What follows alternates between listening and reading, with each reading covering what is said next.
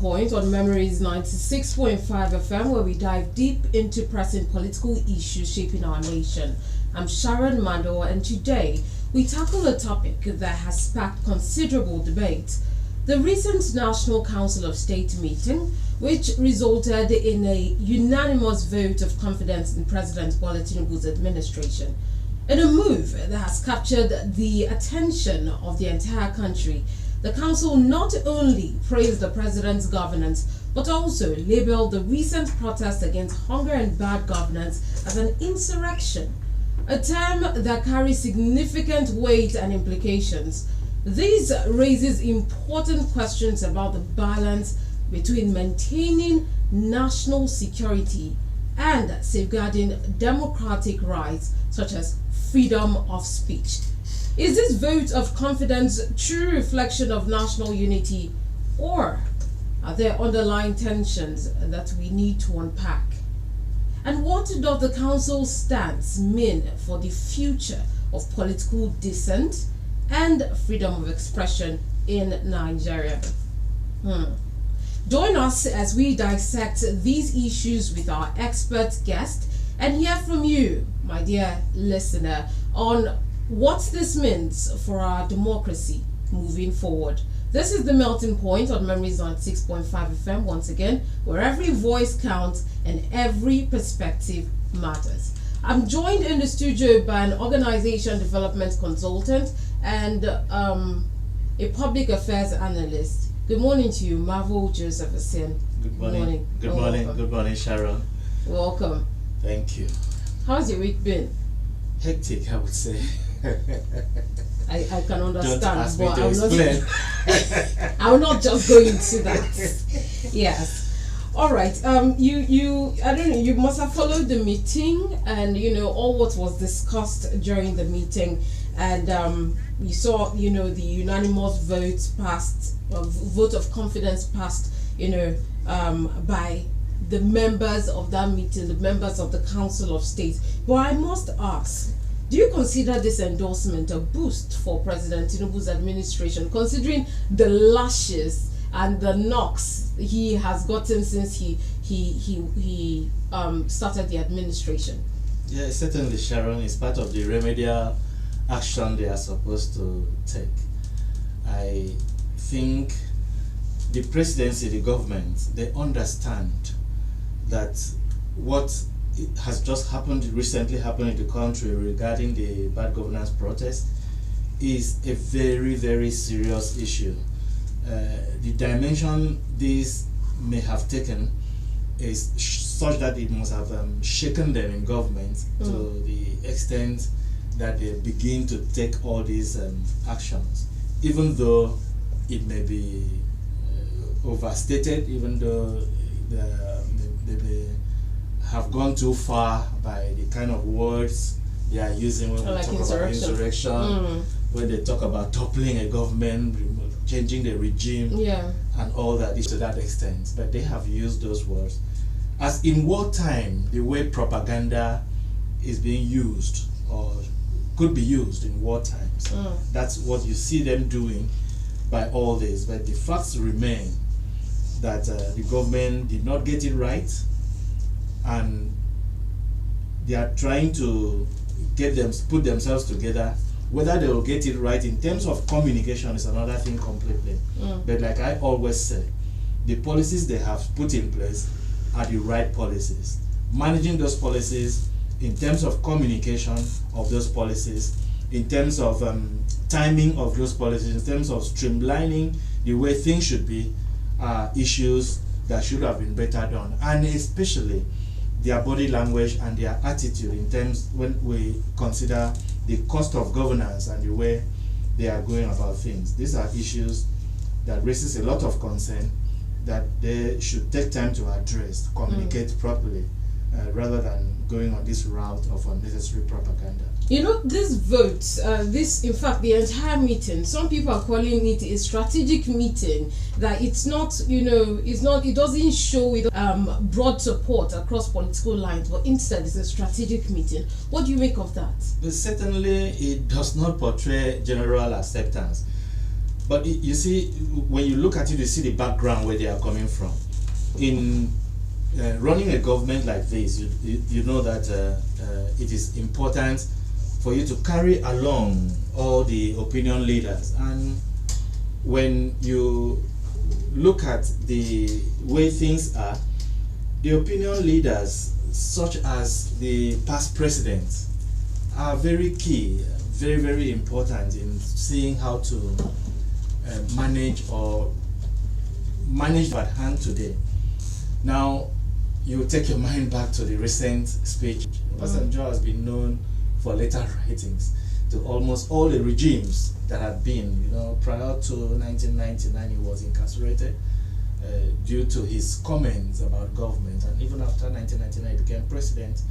After his presidency, President Yaradua got a bit of him in terms of criticizing the government of Yaradua, criticizing the government of Jonathan, and that of Buhari, and the present government. And when you also look at the other side, his relationship with Tinubu, that is, when you cast your mind back to those years of withholding state federal allocations to Lagos state government, and over President Tinubu today, then governor of Lagos state, creating 37 LCDs in Lagos state, and their state federal allocations were withheld for such a long time. When you look at that, you see the stubbornness of President Tinubu at that time and the stubbornness of President Obasanjo at that time, and the relationship that went on during that time. Then you see who President Obasanjo is. But when he makes this comment, I think he should be separated from the issues. The issues should be addressed. What he is talking about should be addressed. It shouldn't be taken in this dimension. You see some newspapers writing in support of President Tinubu and some newspapers writing in support of Obasanjo over that. And part of the things that the current government, the federal government, has done would be to mobilize to see how they could counter those allegations by President Obasanjo. And these allegations, all these allegations by President Obasanjo are issues that should have been properly addressed. When you talk about if the National Assembly, they are fixing their salaries for themselves or not. So when you see the manipulative response from the National Assembly through their spokesperson, that is their spokesman, Yemi Aderamodu. Now, is that what should be addressed? If you look at it deeply, you will see that is not how that issue should be addressed, because we are not fools in Nigeria. We know these things. So why do you come out to say that the Revenue Mobilization and Fiscal Allocation Commission are the ones fixing these salaries? Yes, legally they are. So if you want to argue, in the books they are. They have fixed their salaries. But you also remember that Senator Shehu Sani was a senator of the Federal Republic of Nigeria, and he came out while he was senator to say they are receiving 13.5 million monthly. He and his colleagues are receiving 13.5 million naira monthly. So where was that coming from?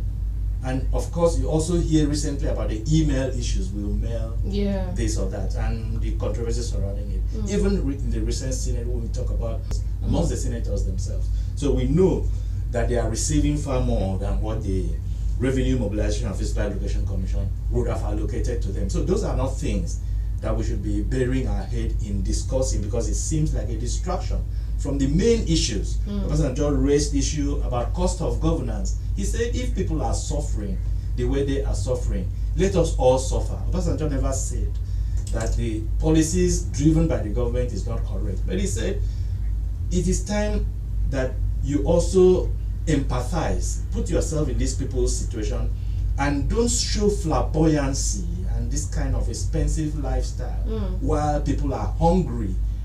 That if you do that, you're making Nigeria is just sitting on a cake of gunpowder. That's how he put it. I quote it. Nigeria is sitting on a cake of gunpowder. But he said this on the basis of the fact that if you continue to make people feel this way, or put people in this condition that this is what is likely to be, you know, it's just like the animal farm situation that all animals are equal, but some are more equal than others. Yeah. And if you understand the satirical way it came from the Russian Revolution of 1917 and what it meant, but you just look at it from the animal farm. You want to remove an oppressive government, and when once you kick them out, another oppressive government comes to be. So it is not as if we should be looking at this Obasanjo's criticism as he is against government per se.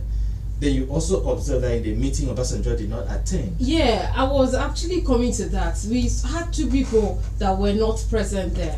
Olusegun Obasanjo and then also Ibrahim Babangida did not. Yes. So I know that certain people did not expect Olusegun Obasanjo because of all the things that he has said. You have listed some of them a few minutes ago. But then does this raise an eyebrow? Is this actually unity? Is this actually unanimous vote if both of them were absent? No, that's why I said to some extent you have the majority. You have Jonathan on your side, who is diplomatic about it. You have Buhari on your side, who should, because of course you sprout out from his government to become the president. So you have Gowon and Abdul Salam attending virtually. But Jonathan and Buhari were present physically. That shows total presence. Yeah. And of course Gowon may not have been able to attend, is understandable. Of course, we don't expect the one not to show respect for the presidency, because that's another part of it. The sanctity, the sacredness of that office should be respected.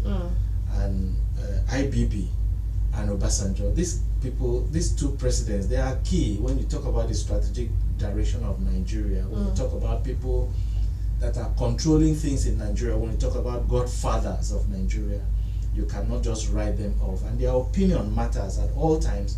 You cannot ignore Obasanjo's opinion. He has been in the scene for a very long time. That is why he was incarcerated in the first place. After his government, there is no government that can ignore Obasanjo's comments. Of course, as a past president, his comments is very important. People may say, oh, he should be going to advise the president confidentially. But of course, who knows whether he does those confidential advice or not. But for the benefit of Nigeria, it's good for us to speak out when issues are like this in this country, for government to sit up, because in all the addresses, in all the things that Obasanjo mentioned in his chart, these are key issues that should be addressed in this nation.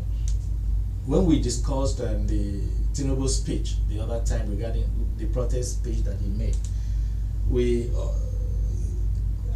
it was my opinion that of course there was nothing else he could say than what he was saying, because he wouldn't come out to say he's going to reverse the fuel subsidy issue, that he's going to do what he knows would of course harm Nigeria at the long run.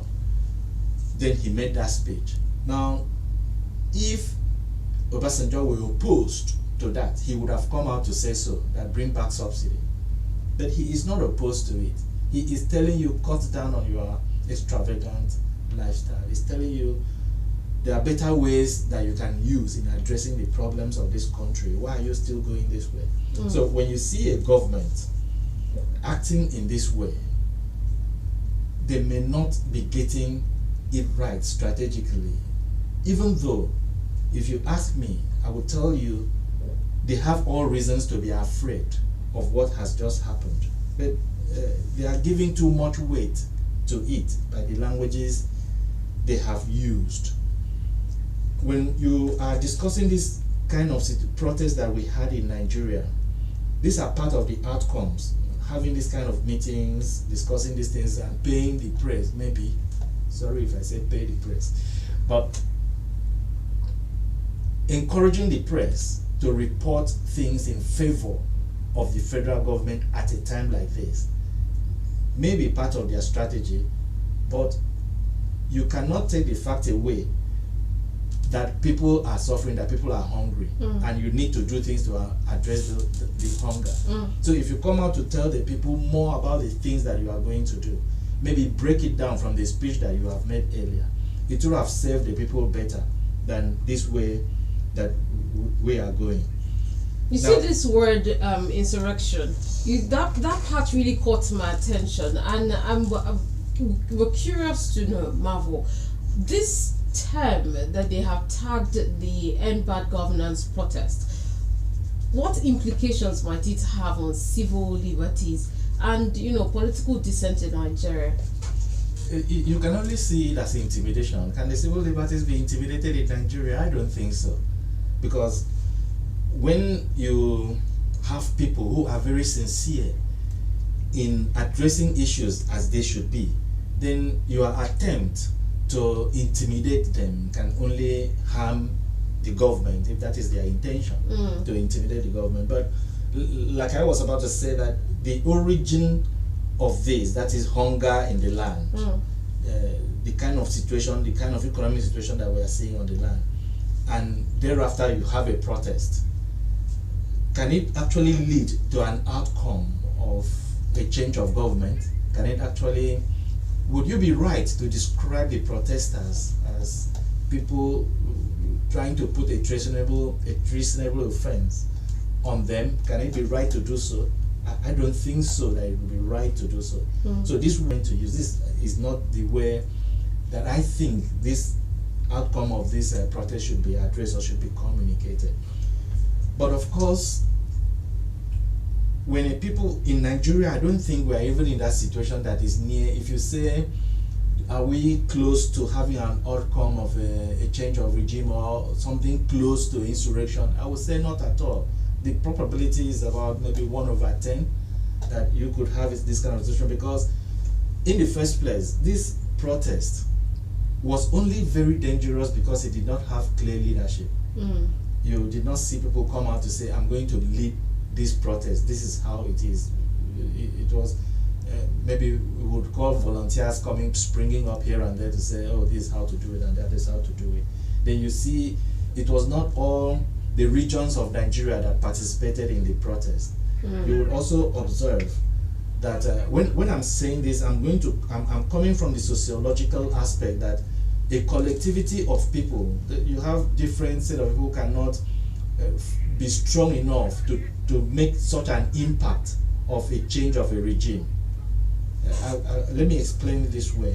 If you are boarding a vehicle from Uyo to Enquiry, for example, you have 18 passengers in that vehicle. You know yourselves. Those could be sociologically called as a collectivity of people. You just come together. Now, you go on that journey. Halfway into the journey, the vehicle breaks down, and you stay there. You all would be thinking of how to resolve that problem of a vehicle breakdown. Now, during that time, you are bonding, you are becoming close, you are beginning to share an idea of a destination you are about to go to, and everybody will think of how to leave that place. You are gradually becoming a group, because you have one that is driving all the passengers in that bus in the kind of protest that we had, where most of the people that became riotous did not even know the reason that they were protesting. They couldn't even define a protest. They couldn't even separate what a protest is and what a riot is. They couldn't even separate from protests and criminal actions. These are not people who are capable to change a regime. These are not people who are capable to be who can be described as strong enough, yes, to raise an insurrection against the federal government of Nigeria. It is very, very far from it. So when you see the protesters in the north moving around, and you hear some of them were asked, what is this about? And they could not even explain why they were protesting. That's not a group of people that or a collectivity of people that you would say they can change a government, and you can be described it this way. So when the government uses this kind of heavy words, this kind of weighty language to describe the protesters, you see they are trying to intimidate the masses. They are trying to make people not to rise to kick against what government is doing, or raise protests against what the government is doing. But I would say it very confidently that this is not sufficient to make Nigerians not to criticize government. Okay. We're still on this insurrection and democracy, as emphasized by the members of the meeting. But before I go into my next question, if you are just joining us, welcome. This is the Melting Point on Memories 96.5 FM. We're talking about the State Council meeting that happened yesterday and the result of that meeting. You could join us via Facebook Live, and Facebook social media is Memories 965 FM, MEMORIES 965 FM. You could also drop your comment on WhatsApp. The number is 0809 066 6909. We'll open the phone lines in a bit for you to join in. Marvel, the advisor, emphasized that any change of government has to be democratic. It has to be through the ballot boxes or anything. Now, how do you view the balance between securing democracy and addressing the legitimate grievances of protesters? I think the National Security Advisor in that statement exposed his insecurity as the National Security Advisor. How so? Now, if you come out as the National Security Advisor to begin to talk about how to change a government, it should be through the ballot box. What are you referring to? It means you are afraid of coup. It means you're thinking that there could be a coup in Nigeria, and you are answering to that by making that kind of statement that it should be through the ballot boxes.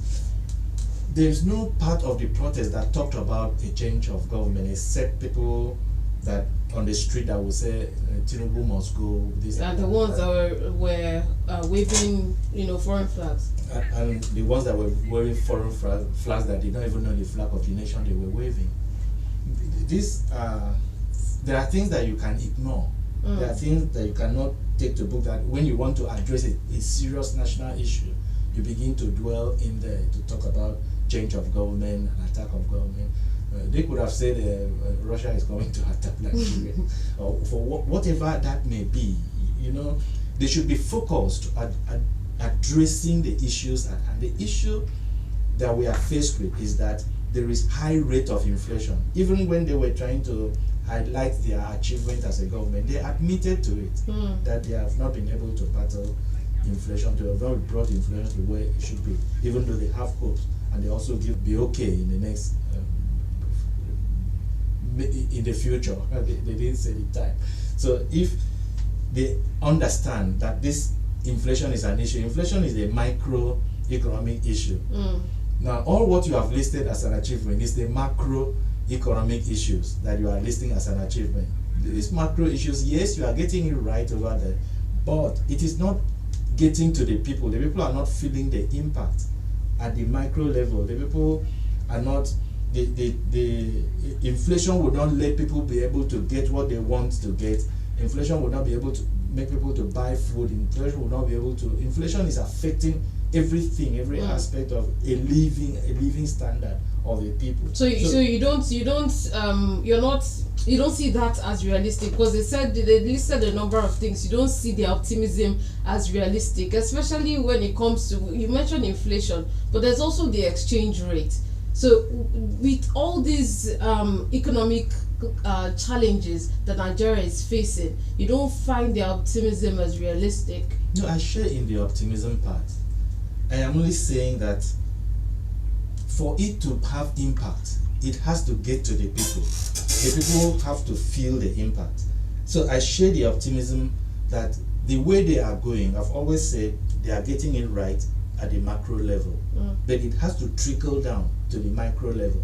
For it to trickle down to the micro level, it means that you have to be very consistent with what you are doing for a long period of time.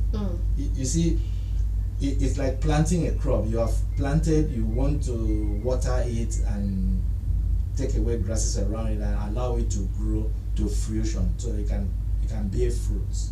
Now, all what they are doing, I agree with the macro level that they have gone. They have actually achieving a lot at the macro level, but they have to be consistent over a period of time. But on the one side, you see the strategic part of the economic trend is going.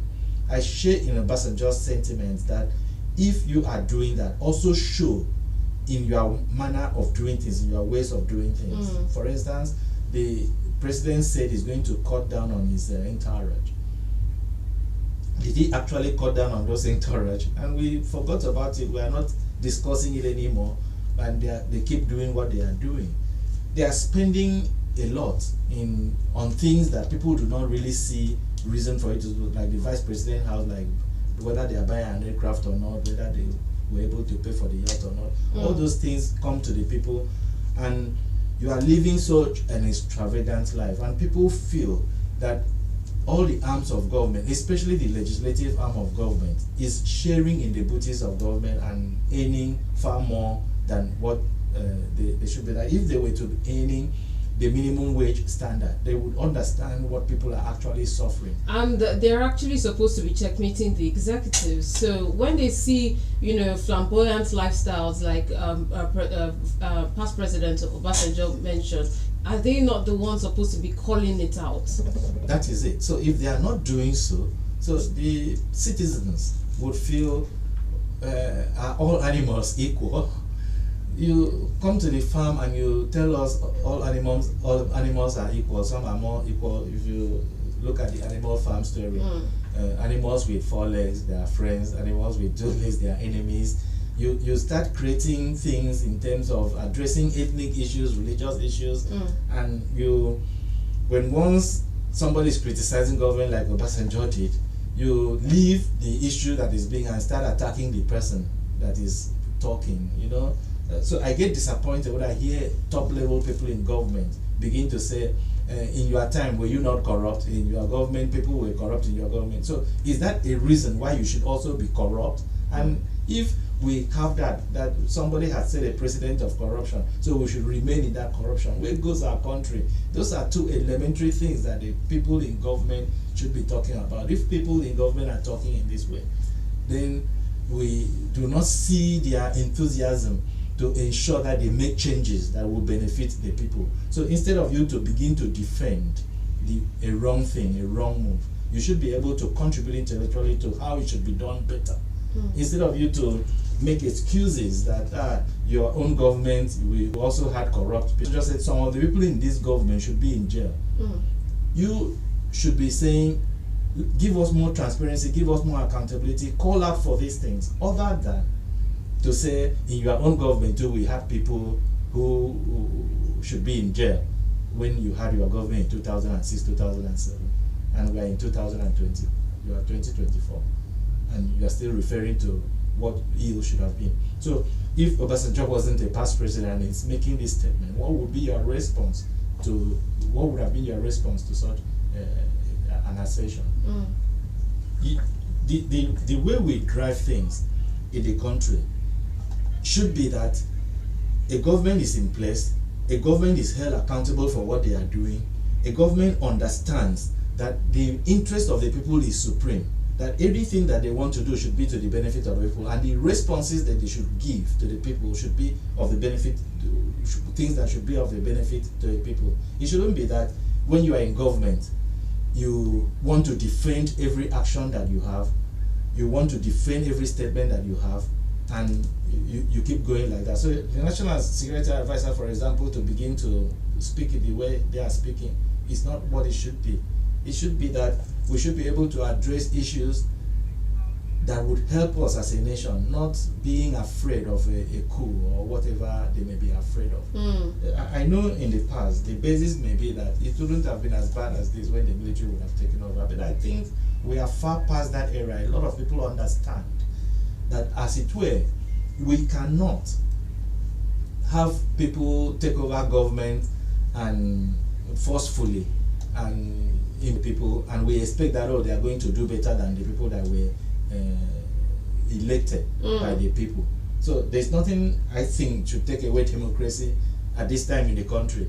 We all know that we are supporting democracy. We all know that most people speak in support of the majority of people speak in support of democracy, and we are enjoying the democracy. But for us to enjoy the democracy well, we should be able to have people in place that understand how to strategize and how to communicate.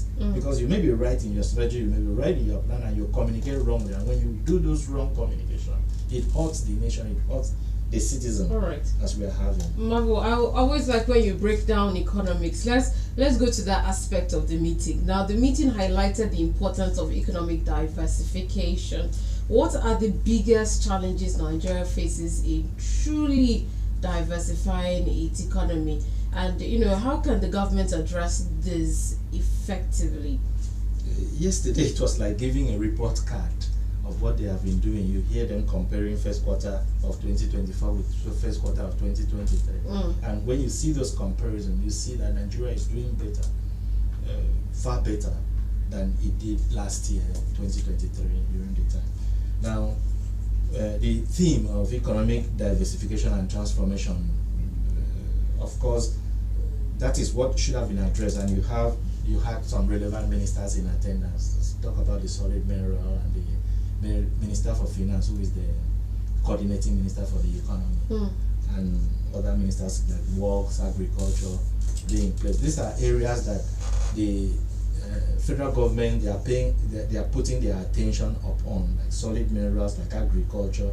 That if we have other forms of income for exports other than oil, that it would help the economy so far. So when you look at the report card they presented, you see they did well at the macro level, that they are doing well at the macro level. The result is showing good things. But they also admitted that yesterday that they are failing in managing the inflation rate, even though they are optimistic that they are going to get it right. And I believe them too, that they are going to get it right, only if they are consistent in the practices of getting it right. Now, to your question regarding the diversification of the economy, I think we have been on it for a very long time, just talking, making policies and talking about them. We want to see the things, the practical aspect of it. When you talk about diversification of the economy, it's simple enough to just think of agriculture. It's simply enough to maybe think about the service sector, which of course they also admit, which we know the service sector is doing well. Talk about the people that are like the accountants, the personnel, like the doctors. That reminds me of the JAPA policy that they have made. That's I one topic. That's one topic I really wanted to handle today. I just said let's do this one first. But you were mentioning different sectors. How about the non-oil exports? Yes, the non-oil exports. That's anything that we can derive, whether we are exporting service to other countries, or whether we are exporting cassava, or all those things that we do, timber, anything that we want to export. Is classified under the non-oil exports. Now, when you have the non-oil exports doing well, that is competing with the oil that we are exporting, it would help the country so much, because more revenue would come into the country, and the government knows that they should not rely on oil, for that we have over-relied on oil. And if we were to do things to boost other sectors, that we would be doing well. So that is why the emphasis on this economic diversification has been trending for a very long time. Before they came in, after we saw the ills of oil production and how oil dependence on oil, what it has cost us, just trading on oil, and we know the effect it has on the economy. Let's talk about the gross domestic product of a nation. That you just take oil and sell the oil. We are not even refining the oil to sell, so we just take crude oil in its raw form and export it. And in these recent times, we make nonsense of the whole thing by re-importing what we exported. They see the confusion in it, and they see the weakness in that approach. So they decide to sing the song economic diversification transformation, economic diversification transformation. What are you doing to diversify? How are you encouraging the diversification? What measures are you putting in place to make sure that the economy is diversified, that you are encouraging other sectors? You are not putting the power, electricity if you cannot even fix the electricity in the country, what are you diversifying? That reminds me, the Akwa Ibom State right now, or should I say Uyo, because I don't even know about other places. Do you have light in your area? Let's take area reports now, because as it is, I heard I learned that starting yesterday, there was no power in Uyo. Since yesterday, I've not seen. Since yesterday, no light. If there was a flight, I don't know. I don't think all through the night there was not been light. So I think it's the normal national grid collapse. Those are the songs we sing in our nation. You see, someone told me in some other countries a child of 5 years will not even know what a transformer is. But there's one of the first language a child growing up will learn to speak is the transformer is blown. So that's part of the thing. So when we're talking about economic diversification, what infrastructures are you putting in place? If you talk about economic diversification, you've put all the solid mineral people in place to talk about the solid minerals. When we get the solid minerals out from the ground, what do we do with them? How are you encouraging our industries? You talk about the situation in Nigeria in terms of these steel plants that we are having, iron, that we are having in comatose.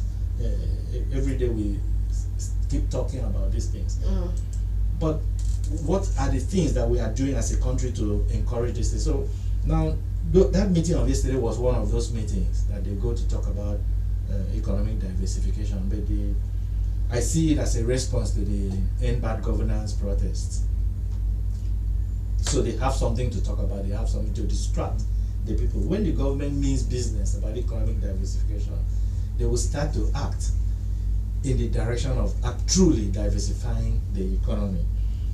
Whether we are going to talk about power, whether we're going to talk about agriculture, or whether we're going to talk about solid minerals, or whatever we are going to be discussing, we want to see government act in those ways. When we talk about farming, how many mechanized farms do we have in Nigeria?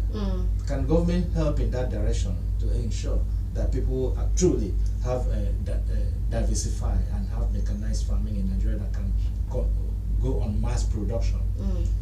Can the government really streamline these solid minerals and see how we could set up industries to utilize what we have, whether it is going to be crude oil, how we're utilizing it, are the refineries working?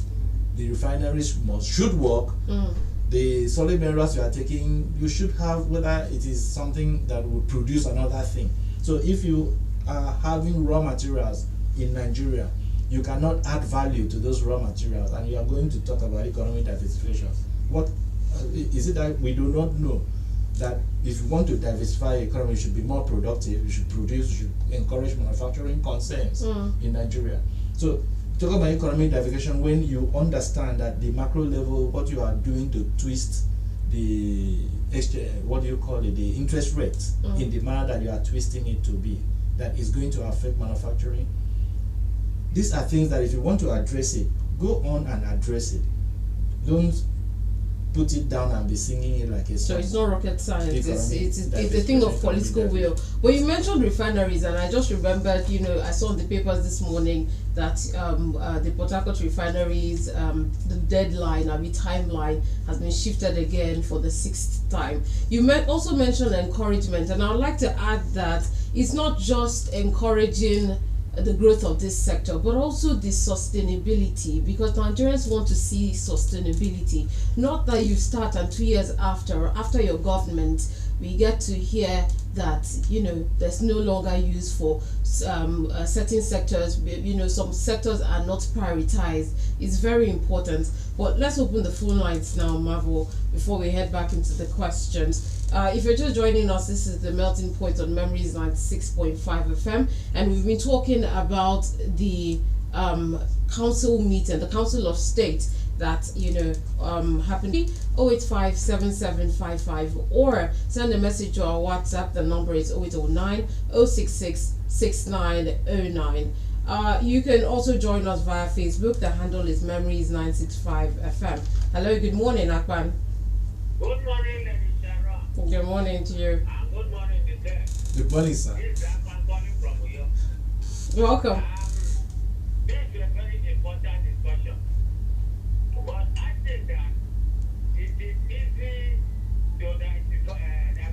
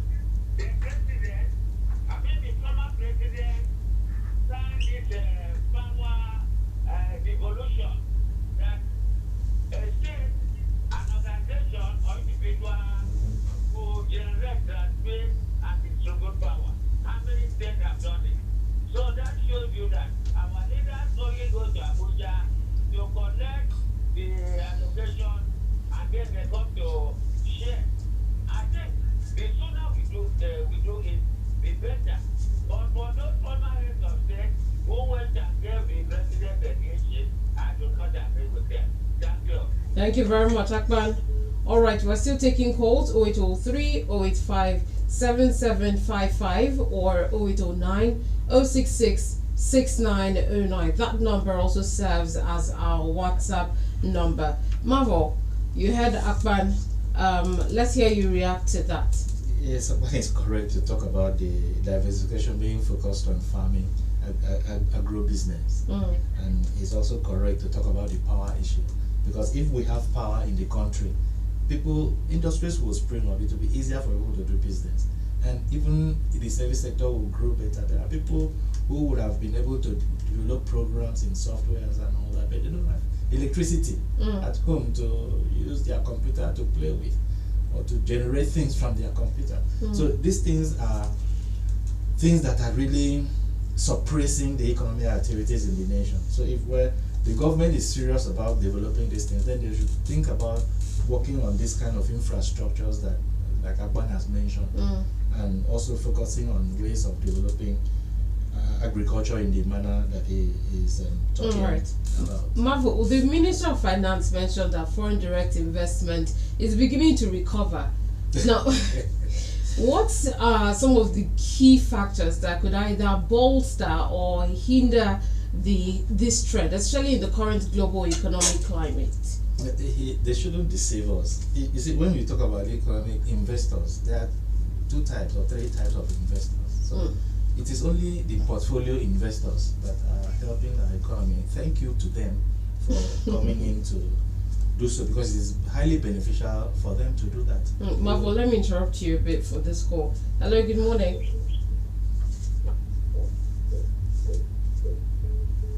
Alright, we lost that call. Do you want to call us back? Marvel. So when you look at the activities of the portfolio investors, what do? They don't encourage employment opportunities in Nigeria. All what they do is to trade with our money. Bring money and give us loan to people. They take away the interest, and the Naira has fallen so low that it is highly beneficial for them to bring in their dollars to trade. So government is gaining from using that to stabilize the Naira. Yeah, once again, let me interrupt you. Hello, good morning. Good morning. Yeah, welcome to the program. What's your name or where are you calling us from? My name is David. Calling from Uyo. Welcome.